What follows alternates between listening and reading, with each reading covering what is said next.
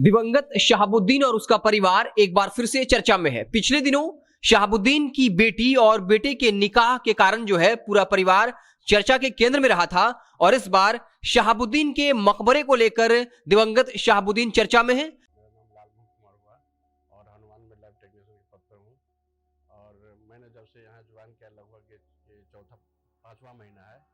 और मैंने कोविड से शुरू किया कि लॉकडाउन था तो नाश्ता सुबह से जो शाम तक निकलते थे, बीच में कुछ मिलता नहीं था तो नाश्ता भी लोग करा देते कि आप नाश्ता पहले कीजिए उसके बाद कलेक्शन लीजिएगा। हनुमान जो लॉन्च किया था उस समय उन्होंने बहुत ये किया कि नहीं, बहुत अच्छे समय पर आप लोग ये किए हैं और बहुत अच्छा रिस्पॉन्स मिल रहा है।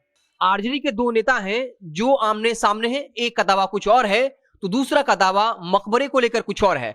आपको बता दें कि 1 मई को शहाबुद्दीन का देहांत हो गया था और उसके बाद दिल्ली के आईटीओ यानी दिल्ली गेट के पास के कब्रिस्तान, जदीद कब्रिस्तान में दफनाया गया, जिसके बाद उनके समर्थक जो है वहां पर उनका मकबरा बनवाना चाहते थे। लेकिन खबर यह थी कि कोर्ट ने बकायदा इसको लेकर मनाही कर दी। इसके अलावा जो कब्रिस्तान की कमेटी थी, इसके अलावा वक्फ बोर्ड ने भी मना कर दिया। लेकिन शहाबुद्दीन के समर्थक, शुभचिंतक ये चाहते थे कि वहां अलग तरीके से शहाबुद्दीन का मकबरा बनाया जाए ताकि वो अलग दिखे।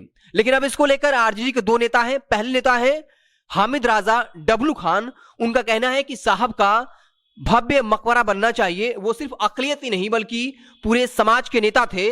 देश के कोने कोने से लोग तरह तरह के पत्थर का इंतजाम कर चुके हैं, लेकिन साजिशन उनके मकबरे को नहीं बनने दिया जा रहा है। लेकिन डबलू खान ने यह नहीं बताया कि आखिर किसकी साजिश है। वहीं दूसरे नेता हैं आरजेडी के प्रदेश महासचिव अदनान अहमद। उन्होंने कहा कि रुकावट की खबर जो है वो अफवाह है, मकबरा का काम पूरा हो चुका है, सिर्फ फाइनल टच देना बाकी है। लेकिन इसकी वस्तु स्थिति क्या है, सच्चाई क्या है? आपको बता दें कि मकबरा बन रहा था लेकिन जून के महीने में काम रुक गया था क्योंकि उसके बाद शहाबुद्दीन के परिवार में वैवाहिक कार्यक्रम था और उसके बाद यह कहा जा रहा है कि तब से जो मकबरा का काम है वो रुका हुआ है क्योंकि कोर्ट ने भी इसको लेकर मनाही की थी, ऐसी खबरें हैं। लेकिन शहाबुद्दीन परिवार इस पर कुछ भी बोलने से बच रहा है। आपको पता होगा शहाबुद्दीन का देहांत 1 मई को हुआ था। उसके बाद उनके समर्थक चाहते थे कि शहाबुद्दीन को सुपुर्द खाक सिवान में उनकी पैतृक जगह पे की जाए, जन्मस्थल पर किया जाए। लेकिन कोरोना की वजह से शहाबुद्दीन के शव को बकायदा नहीं लाने दिया गया, जिसके बाद तेजस्वी यादव और लालू प्रसाद यादव भी शहाबुद्दीन के समर्थकों के निशाने पर थे।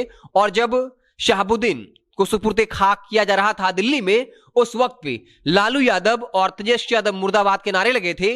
ये आरोप लगा तेजस्वी यादव पर। जब शहाबुद्दीन को सुपुर्द खाक किया जा रहा था उस वक्त उस घटना स्थल से, उस जगह से मात्र 5 किलोमीटर की दूरी पर तेजस्वी यादव थे। उसके बाद जब शहाबुद्दीन का अंतिम संस्कार किया गया उस वक्त भी तेजस्वी यादव की पार्टी आरजेडी का कोई भी बड़ा नेता नहीं गया था। हालांकि उसके बाद जो है कहीं ना कहीं डैमेज कंट्रोल करने की कोशिश की गई। जब शहाबुद्दीन के बेटा ओसामा शहाब की शादी थी उस वक्त तेजस्वी यादव के साथ कई बड़े नेता गए थे, लेकिन शहाबुद्दीन के समर्थक, उनके जो शुभचिंतक है, उनके निशाने पर तेजस्वी यादव और लालू यादव आए थे। हालांकि उसके बाद डैमेज कंट्रोल की कोशिश की गई। उसके बाद जब शहाबुद्दीन की बेटी हिराज शहाब का निकाह था उस वक्त ओसामा शहाब ने सीएम नीतीश को न्योता दिया। आरसीपी सिंह के साथ उनकी तस्वीरें वायरल हुई और फिर ये कहा जाने लगा कि ओसामा साहब भी चिराग पासवान के रास्ते पर हैं।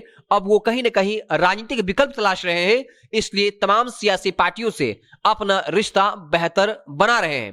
तो एक बार फिर से शहाबुद्दीन का पूरा परिवार जो है वो चर्चा के केंद्र में है और चर्चा इसलिए है क्योंकि उनके मकबरे को लेकर है, जिसमें आरजेडी के दो नेता आमने सामने। एक ने कहा कि साजिशन, उनका जो मकबरा है उसको बनने में अड़चने पैदा की जा रही है। वहीं दूसरा नेता ये दावा कर रहे हैं कि मकबरा बनकर तैयार है, सिर्फ फाइनल टच देना बाकी है। लेकिन शहाबुद्दीन का परिवार कुछ भी बोलने से बच रहा है। अब देखने वाली बात होगी कि इस पूरे घटना पे क्या शहाबुद्दीन का परिवार का कोई सदस्य जो है अपनी बात रखता है। जैसे ही इसको लेकर कुछ अपडेट आएगा तो हम उससे आपको अवगत कराएंगे। आप देखते रहें जनता जंक्शन। बहुत बहुत धन्यवाद।